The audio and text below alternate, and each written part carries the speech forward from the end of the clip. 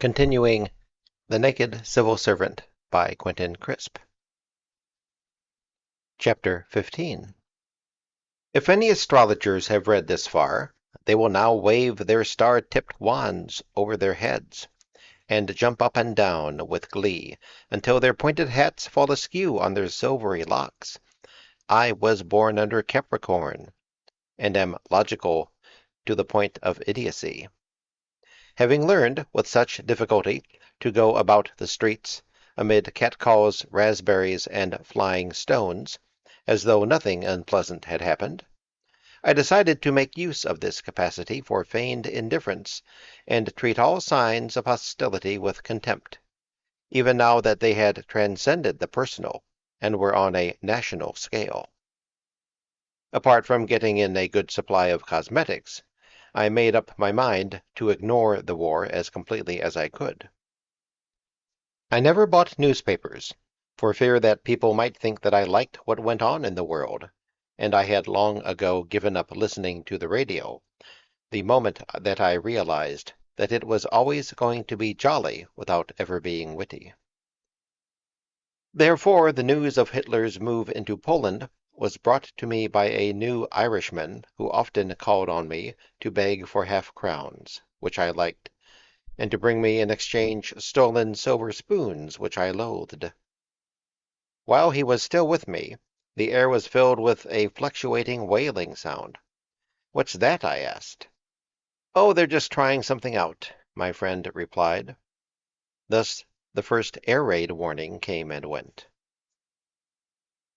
One thing the war compelled me to do was to change my address twice more in a frantic search for cheaper and ever cheaper rooms.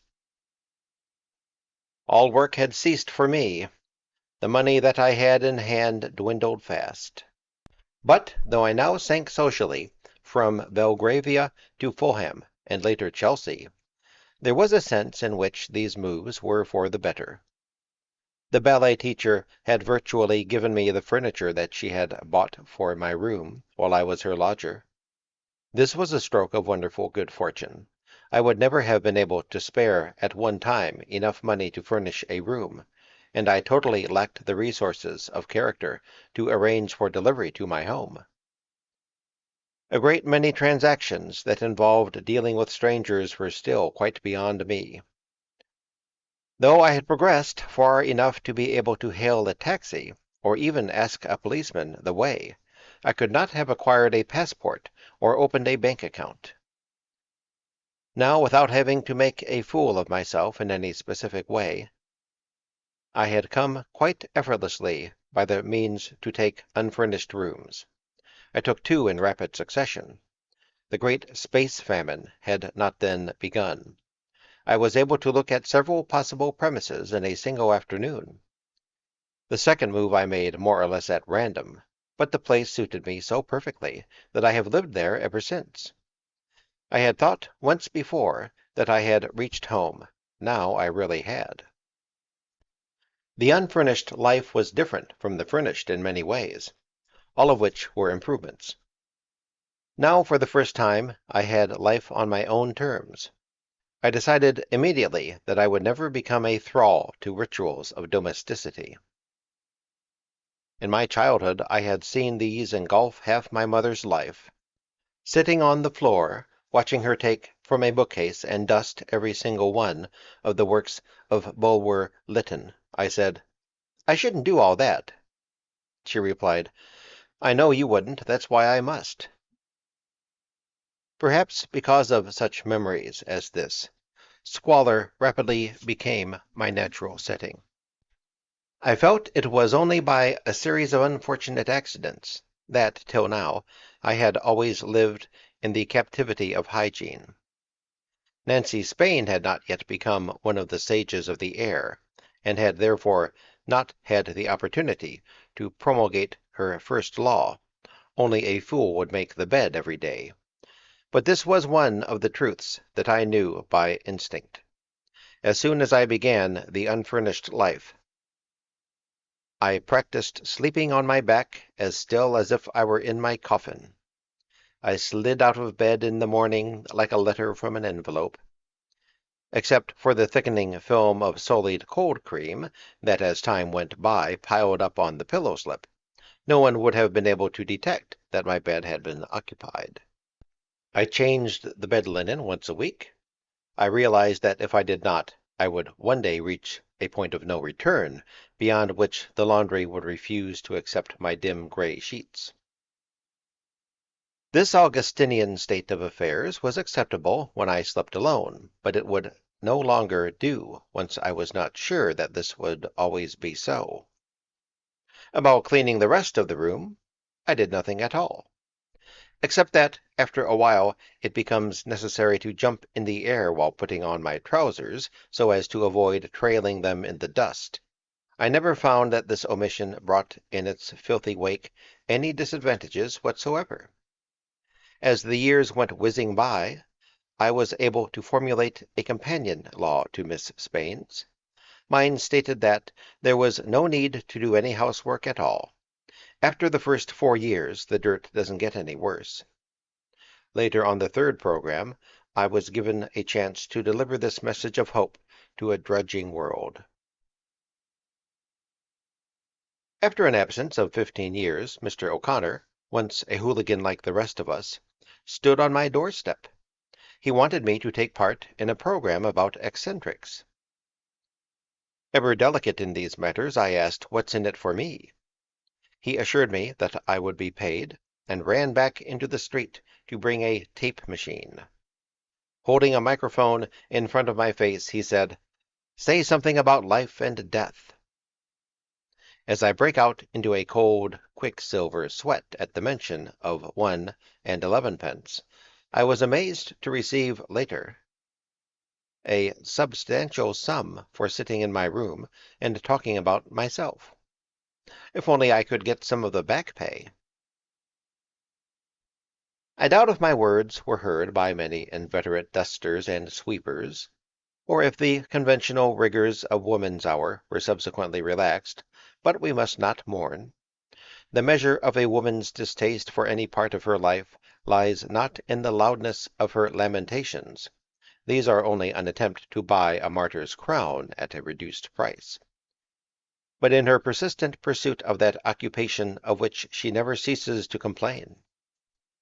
Although housewives know deep down that they are doing, if not what they like, at least what they prefer, this does not prevent them from envying the tousled bliss of others. In tones of asperity, the ballet teacher once said to me, "No wonder you have the time and energy to be nice to everybody. You never do any housework."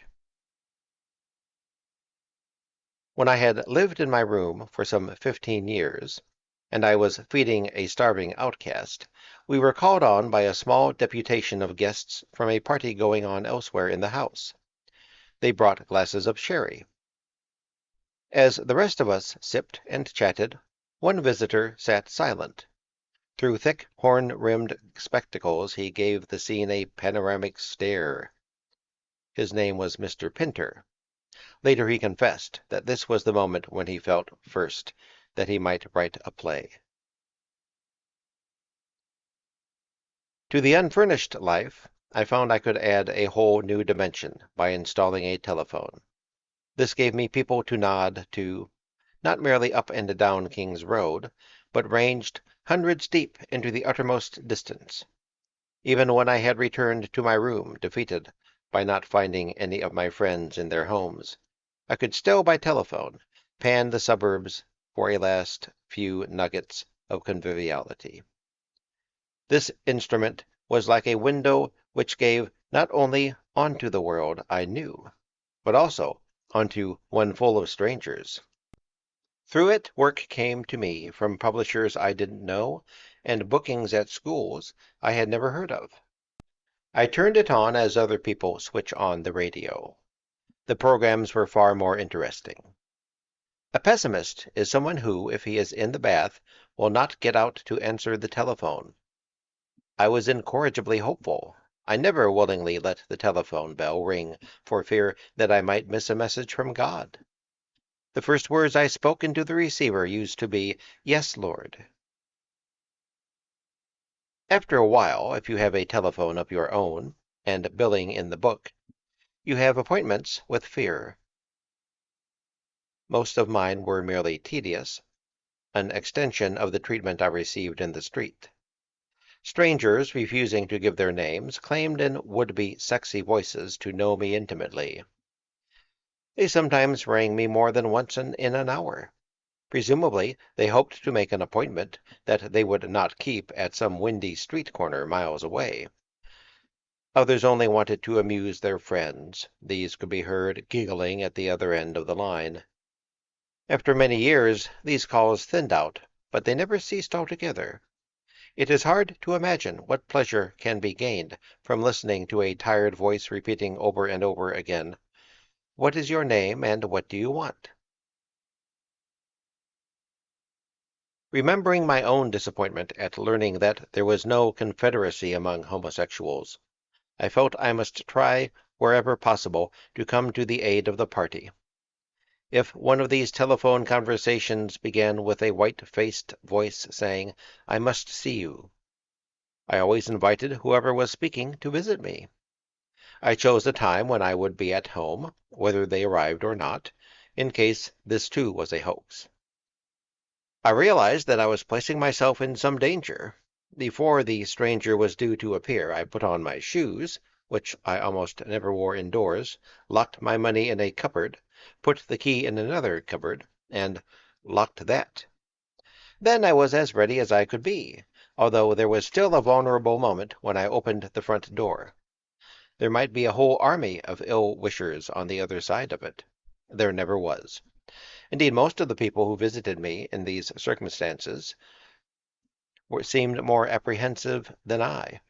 One looked as though he would not get up the stairs without a blood transfusion. As soon as I led him into my room, I offered him a seat and said gently, "Now, what's your trouble?" Stranger, almost in a whisper, "There's no trouble." Me, "Then why are you here?" Stranger, becoming agitated, "I don't know." Me, "You mean you came here for no reason at all?" Stranger, the words bursting from his pallid lips like a cry of anguish, "They dared me to." I rose to my feet, and he to his. In all, he had only been in the room about 3 minutes. As I accompanied him down the stairs, I said, "I don't advise you to treat any other eccentric old gentleman in this way. They might be even more annoyed than I am." Chapter 16. As the meteoric dust fell invincibly and insatiably on the early Caledonian market furnishings of my room, I sat and waited for my call-up. Although I now had no work to do, it was not hard to fill in the time. While other districts of the trembling city were busy fire-watching, learning first aid, and digging incomprehensible trenches in London squares, Chelsea was occupied exclusively with amateur theatricals. Wearing steel helmets and gas masks, air raid precautionists and auxiliary firemen hastened along King's Road. If asked by anxious civilians what was up, they said in tense voices that the pantomime rehearsal had been changed to 6:30 at the town hall.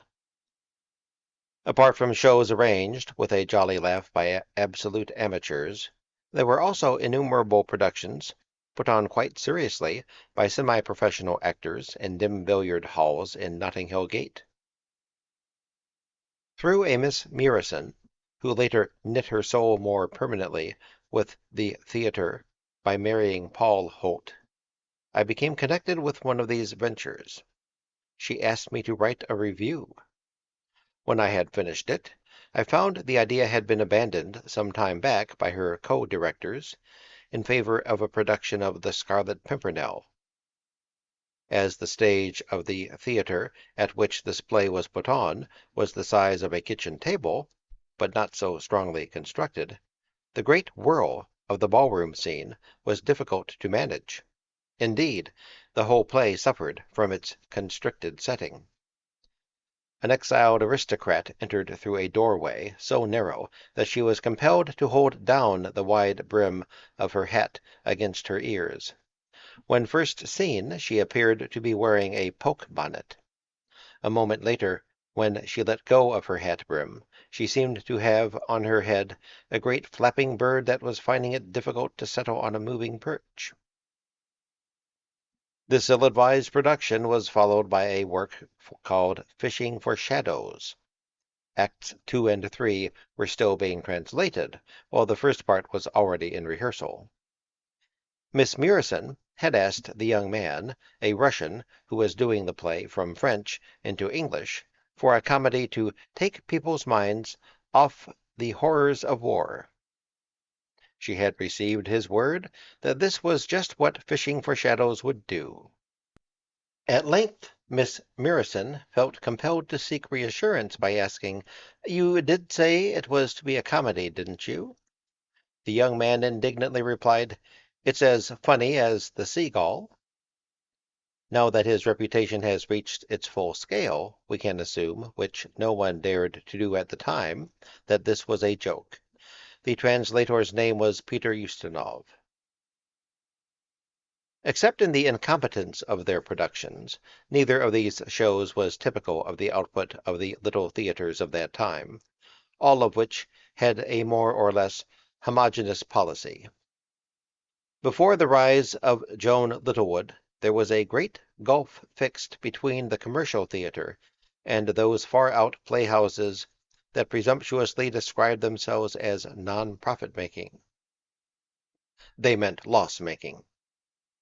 There were always more people on the stage than in the auditorium. The West End managements provided patrons with a glimpse of wickedness that never sank lower than adultery, sketched in with a kiss before French windows. In Notting Hill Gate, producers went in for works whose style can best be described as Venetian kitchen sink. In these the rape, murder, and incest, that were one day to become more a part of family entertainment than scenery or footlights, stalked the stage clothed, nay swaddled, in verse more blank than even John Dryden would have dared to write. Some of these poetic dramas went so far that not even highbrow audiences could swallow them. A young man, so dedicated to one of these theaters that he painted the scenery by day and acted in front of it in the evening, described his agonies as he tried to think of some way to prevent the house from bursting into unsuitable mirth at his first line. This was The Popes Gone Mad. Feeling, as it turned out wrongly, that my innate theatricality must one day pay off, I tried my utmost to attach myself to one of these theaters. After my abortive review, I wrote an anti-Pirandello play so bad that to this day I cannot see why it was never staged. I also witnessed with conscientious regularity the plays of my friends. Such entertainment as I was able to extort from these visits to the theatre came from sitting in the bar drinking a little and talking a lot. Once I was thus engaged at the Chanticleer with Peter Noble, who in those days was already a well-known writer of theatrical gossip, and also an actor. A woman darted out of the auditorium to hiss at us, "We can't hear a word in there." "Then prop the door open," said Mr. Noble. A letter requesting my appearance before a medical board reached me in the first April of the war.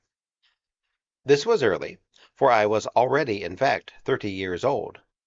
But when, some time back, people had called at the Mews to ask impertinent questions about my sex and age, I had stated that I was 25. I had not done this because I was eager to denounce a monstrous tyranny, but to bring nearer the moment when the problem of how to avoid starvation would be taken out of my hands. Many of my friends were able to find work in camouflage. This seemed an unlikely way for me to earn a living. My function in life was rather to render what was already clear blindingly conspicuous. In spite of the frantic efforts I had made in so many directions to fortify myself against destitution, in a national emergency it transpired that I was utterly useless. It was almost enthusiastically that I set out for the drill hall in the middle of Kingston, to which I had been summoned. I was fully prepared to march at the head of my men, an occupation in which I had had considerable practice. But the authorities were not having any of that. The moment I stood naked before the first doctor, Harley Street collapsed. I was surprised. My appearance was at half-mast. I wore no makeup, and my hair was hardly more than hooligan length. Many of my friends, on seeing me thus, would have cried out, "Whatever's happened to you?" But of course my hair was still crimson from having been persistently henna'd for 7 years, and though my eyebrows were no longer in Indian file, it was obvious that they had been habitually plucked. These and other manifestations of effeminacy disturbed the board deeply. Even while I was merely having my eyes tested, I was told, "You've dyed your hair. This is a sign of sexual perversion. Do you know what those words mean?" I replied that I did, and that I was a homosexual. The doctor who had asked the question immediately left me to whisper to one of his accomplices. Within a minute the entire governing body had gone into a spasm of consternation behind a Hessian screen, leaving the would-be members of the forces to shiver in their nakedness and urinate into an assortment of bottles. After a while, a great effort was made by everyone to regain composure, and I was passed on to another doctor. He asked me why I had dyed my hair. While I was filling my lungs with air in preparation for delivering one of my favorite speeches of self-justification, he shrugged his shoulders and said, "I suppose you prefer it red." Having expected some brand of Hippocratic remoteness from my examiners, I could hardly conceal my amazement at their awful humanity. It was as though a chemist were to wink at a customer buying a condom. From my hair interest passed to my anus, with which 2 of the doctors tampered for some time. Their private dreams of what the lives of homosexuals were like must have been very lurid. When I was vertigo once more, one of them asked me if I thought I could walk 4 miles. I, who had stalked the streets for hours, was secretly piqued by this, but from lifelong habit I forbore to show my irritation. I said I thought I could, but it was obvious that no amount of humility would now avail. The tide of opinion had turned against me. When I had been sitting alone in another part of the Hessian forest for a few minutes, a young man appeared, holding at arm's length, as though he were about to read a proclamation, a sheaf of papers, which he tore up with a flourish. "You'll never be wanted," he said, and thrust at me a smaller piece of paper. This described me as being incapable of being graded into grades A, B, etc., because I suffered from sexual perversion. When the story of my disgrace became one of the contemporary fables of Chelsea, a certain Miss Marshall said, "I don't much care for the expression 'suffering from.' Shouldn't it be glorifying in?" I was totally exempt. My ministry friend had warned me that I would never be called up. As he had had experience of the First World War, I should have believed him. I had laughed him to scorn. I had assumed that the authorities would realize that, without my hair, the mandarin half of my fingernails, and a few other detachable adornments, I would pass in the gun-smoke for an ordinary mortal. I was wrong, and had now been given the most bottomless sack of all. I thought of myself as deprived by prejudice of a glorious and convenient death. I had absolutely no visible means of support. With a slightly annoying air of spirituality, many people have expressed in my hearing the opinion that financial worries, however grave, were never the worst of their troubles. Certainly the 2 people whom I nagged into describing their nervous breakdowns never mentioned poverty even as a subsidiary reason for their collapse. They named 2 main causes. One of these was God, from whose territory I had withdrawn my ambassadors at the age of 15. It had become obvious that he was never going to do a thing I said. The other problem was love, a word about whose meaning there seemed to be some ambiguity. Often during this period of my life, to the embarrassment of my hearers, I claimed that my whole existence was love. I meant that I was trying never to close my hand against anyone, even the unlovable, in dealing with whom I was having a great deal of practice. I would have placed at anyone's disposal my meager resources of money or advice or concern. Sometimes I fancied that all the elements of a golden age of universal well-wishing were already known and would become instantly effective when, as with the components of DDT, some genius combined them in their right order. I was always delighted with the slightest breakthrough in this field. There was a restaurant that I frequented because it was so small that by speaking slightly above normal pitch, I could fuse the private conversations being carried on at each table into a general discussion.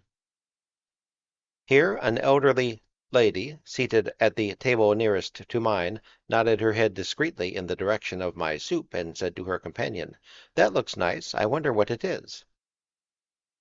I took a spoon from one of the unoccupied places at my table, dipped it into my bowl, and held it to her lips.